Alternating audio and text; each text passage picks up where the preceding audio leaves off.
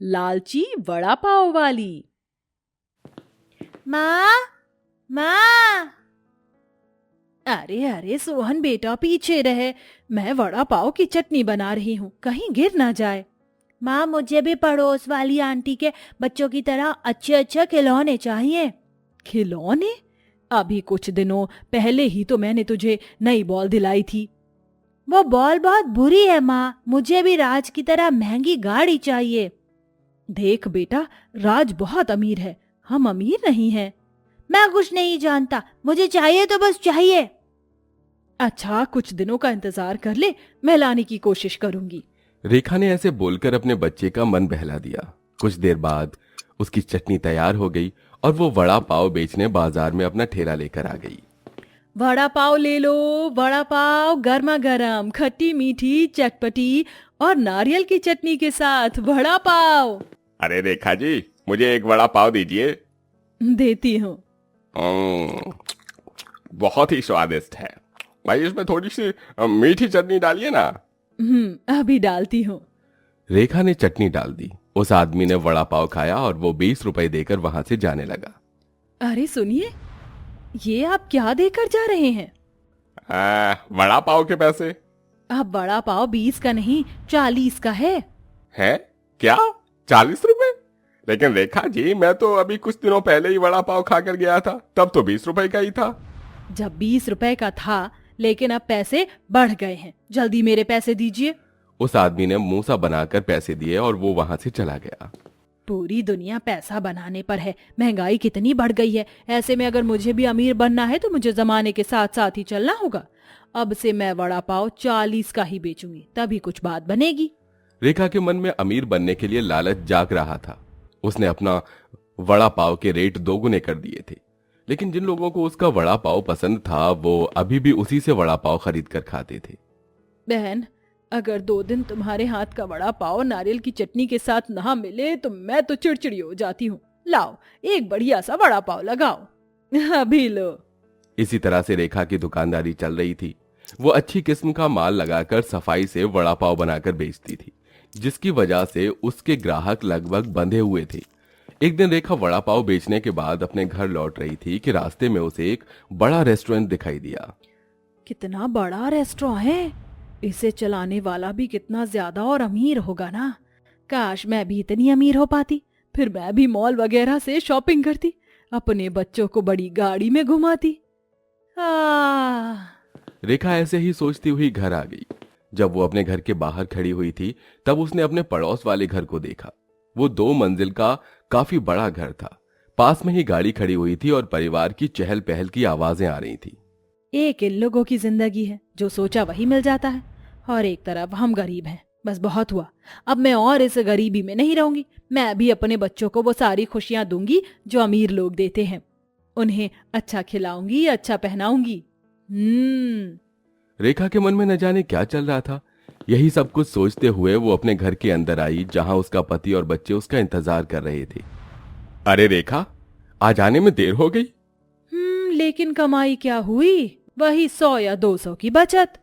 ऐसा मत कहो रेखा, 100 या 200 में भी हमारा गुजारा हो रहा है, तो और क्या चाहिए। बस 2 वक्त की रोटी ही मिल रही है। आपकी मजदूरी भी इतनी कम है और मेरी भी कोई खास बचत नहीं हो पाती है। बच्चे बड़े हो रहे हैं, ये ख्वाहिशें करते हैं। मेरा भी मन करता है बाकी लेडीज की तरह शॉपिंग करने का, अच्छी अच्छी चीजें घर में लाने का, लेकिन ये सब हमारे नसीब में कहाँ। हमारे पास जो भी है हमेशा उसी का शुक्रगुजार रहना चाहिए। अच्छा वो सब छोड़ो, आज मुझे ठेकेदार जी ने ये कुछ आलू दे दिए। बोल रहे थे कि उनके किसी काम के नहीं है, एक नजर इन्हें देख लो। रेखा ने आलू चेक किए।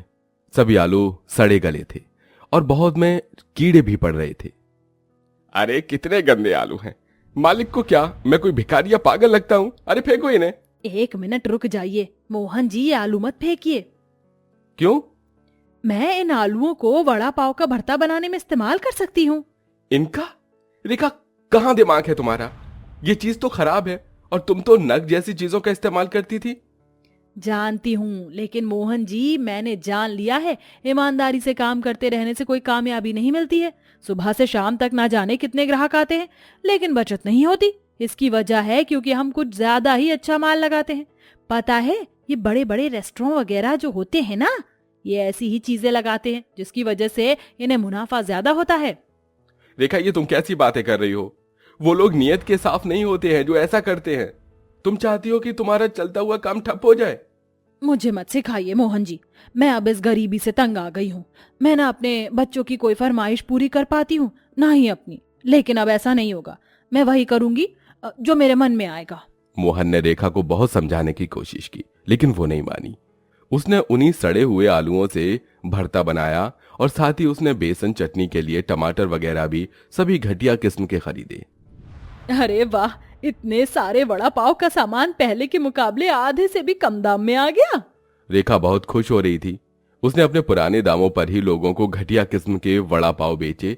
उसके ठेले पर उसकी पड़ोसन भी आई। कैसा चल रहा है सब कुछ रेखा जी? अरे रजनी जी, आप सब अच्छा ही है। चलो अच्छा है, आज तो मेरे बच्चे वड़ा पाव खाने की जिद कर रहे थे तो सोचा कि आपसे ही लेती चलो। वैसे मैं अपने बच्चों को ऐसे स्ट्रीट से खरीद कर कुछ भी नहीं दिलाती हूँ, पर आप तो अपनी ही हैं। सही कहा। वैसे आप कहाँ से लौट रही हैं क्या? हाँ, वो मैं ना आज शॉपिंग पर निकली थी, मेरे पति भी साथ थे। जानती हैं रेखा जी, उन्होंने मुझे एक सोने का हार दिलवाया और साथ में डायमंड रिंग भी। आज तो मैं बहुत खुश हूँ। अच्छा, इसे तो मैं बहुत ही बेकार वड़ा पाव बनाकर दूंगी। ये लीजिए आपके 2 वड़ा पाव। थैंक्स। रजनी रेखा को जलाती हुई चली गई, लेकिन आज रेखा का मूड ज्यादा खराब नहीं हुआ था, क्योंकि मिलावटी करने के बाद उसे पूरे दिन का मुनाफा मिल चुका था। एक दिन मैं इस रजनी को पीछे छोड़ दूंगी। रेखा पूरा दिन वड़ा पाव बेचकर घर लौट आई। आज उसे बहुत ही अच्छी बचत हुई थी, तो उन सभी ने आज अच्छा खाना खाया। अरे वाह, थोड़ा सा दिमाग चला लेने से आज कितना अच्छा खाना मिल रहा है।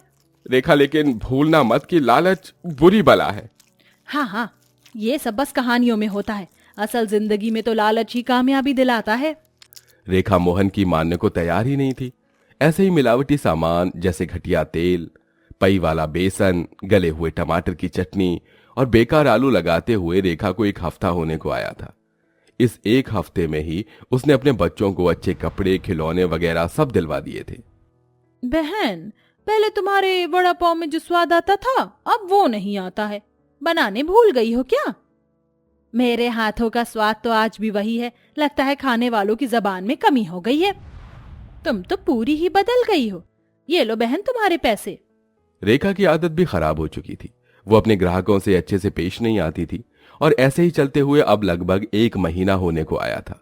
जो लोग रोजाना उसका वड़ा पाव खाते थे, अब वो बीमार पड़ने लगे। ये अचानक से ही मेरा पेट कैसे खराब हो गया?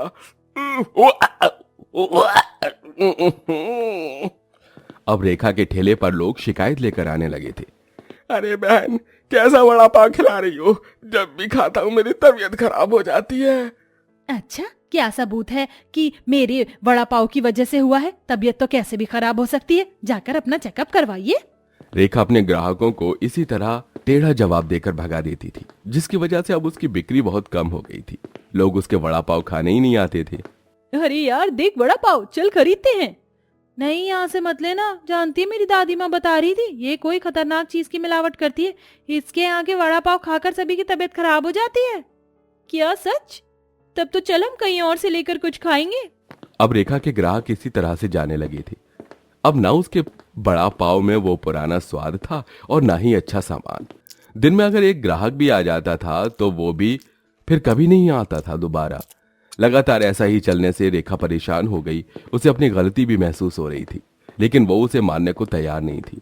एक दिन वो अपने पति से बोली, अजी मैं कोई दूसरा काम करूंगी। ना जाने किसकी नजर लग गई मेरे काम को, कोई ग्राहक ही नहीं आता है। अरे नजर नहीं लगी, लालच खा गया। मैंने तुम्हें कितना रोका था रेखा कि लालच मत करो, लेकिन तुम नहीं मानी और तुमने अपने हाथों से अपने ही पैर पर कुल्हाड़ी मार ली। तुमने अपना चलता हुआ काम खुद ही ठप कर दिया। जानती हो, कामयाबी मेहनत से मिलती है, लालच से नहीं। तभी तो कहते हैं कि लालच बुरी बला है। अपने पति की बात सुनकर रेखा सिर पकड़कर बैठ गई। अब उसे अपनी गलती महसूस हो गई थी। उसने आगे से फिर कभी लालच न करने की कसम खाई और वापस से अच्छी किस्म का सामान लगाकर ही उसने काम को दोबारा शुरू किया। धीरे धीरे अब उसके स्वाद से ग्राहक लौटने लगे और अब सब कुछ ठीक होता जा रहा था।